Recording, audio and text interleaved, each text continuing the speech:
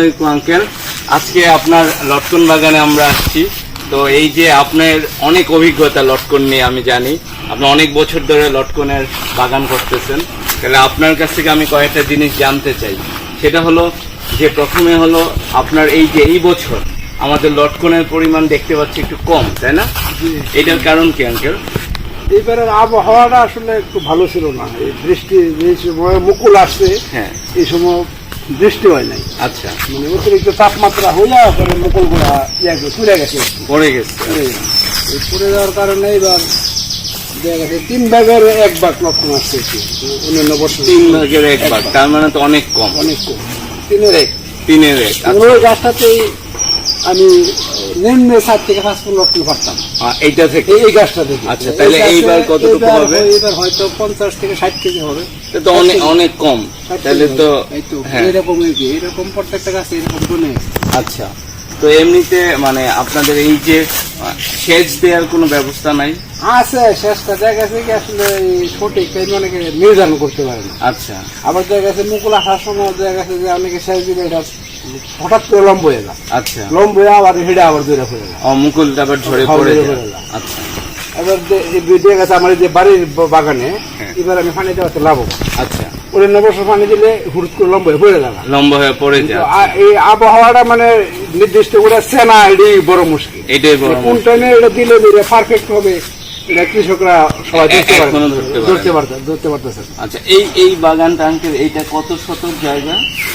এখানে হলো আমার 27 গন্ডা বলে আর কি। আচ্ছা, 27 গন্ডা। আচ্ছা, আর এমনিতে আপনার গাছ আছে কয়টা এখানে আনুমানিক? গাছ আছে 70-80-90টা। 70-80-90টা। এখন এমনিতে আঙ্কেল যেটা হলো আমাদের কি মানে এই লটকন বাগানে সারা বছর যত্ন নেওয়া লাগে না? না না, সারা বছর না। এটা গেছে এখন লটকন আসছে না, হ্যাঁ, এগুলো আমরা পায়রা ইয়া করার পরে এই বাগানটার মধ্যে কিছু লাইট দিই, জৈব সার। আচ্ছা, জৈব সার এটা দিয়ে দিয়ে পরে আর কোনো কাজ নেই। পরে আবার ওই যে যখন কার্তিক মাস আসবে, হ্যাঁ, অগ্রহায়ণ কার্তিক মাস, তখন আমরা এটা এই যে এরকম শাখা আছে, এই যে হ্যাঁ নতুন নতুন যে শাখাগুলো সব সব ফেলে দেন, ফেলাই দিলে আচ্ছা গাছটা পরিষ্কার থাকবে। তখন আবার মুকুল। এটা কোন মাসে? কার্তিক মাসে? কার্তিক অগ্রহায়ণ। কার্তিক অগ্রহায়ণ মাসে। আচ্ছা, আর সারটা যে দেন এটা কোন মাসে দেন? এটা এই ইয়ার সময় দেই, লটকন পাড়া শেষ হলে শ্রাবণ ভাদ্র মাসে। আচ্ছা, মানে লটকন যখন পাড়া শেষ হয়ে যায় গাছের, তখন আবার গাছের গোড়ায় সার দিয়ে দেন।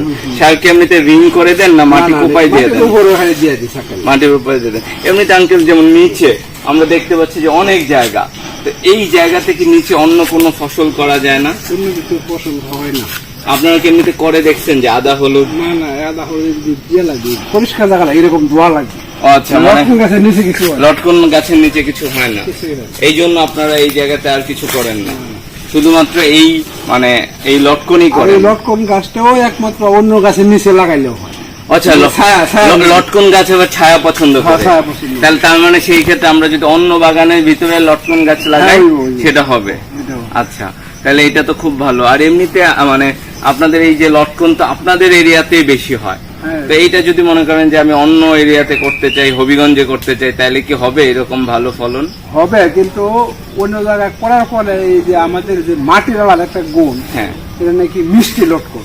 আচ্ছা, এটা নশন দেবে যে তার কোথাও হবে না। যেমন রংপুর থেকে আমরা যে মার্কেটে নিয়ে যাই না, হ্যাঁ, রংপুর থেকে লটকন আসে, ময়মনসিংহ থেকে লটকন আসে, আমাদের লটকন চাইতে আরো বড় বড় লম্বা লম্বা লট হয়, হ্যাঁ, লট হয়, বড় হয়। কিন্তু ওইটা মুখে দিলে মানুষ একবারে দাঁত মারতে একবারে টক মানে ঝিঙ্গে হয়ে যায়, মুখ বাগায় নেগা। আচ্ছা, আর আমাদের তো এত মিষ্টি যে মুখে দিলে মনে হয় যেমন রসগোল্লা।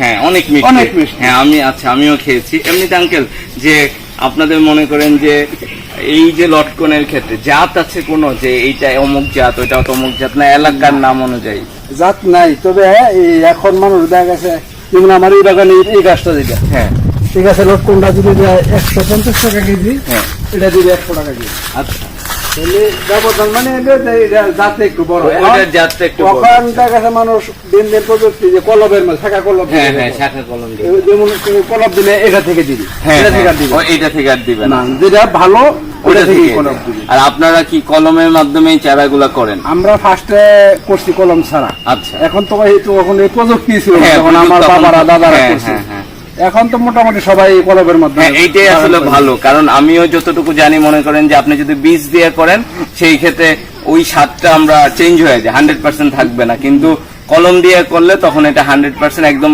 আপনার এই গাছের যেমন ফলন এটাই হবে হবে। ওই স্বাদটাই আমরা পাবো। এটার জন্য খুব গুরুত্বপূর্ণ। আর এমনিতে লাভের ক্ষেত্রে মানে গতবার কেমন লাভ করেছেন, আর এইবার তো বলছেন যে ফলন কম এসেছে, তার মানে সেই গত ক্ষেত্রে বছরও মোটামুটি আমাদের বাগানে 3,000-3,500 টাকা মন আমরা বিক্রি করি। 35 টাকা মন।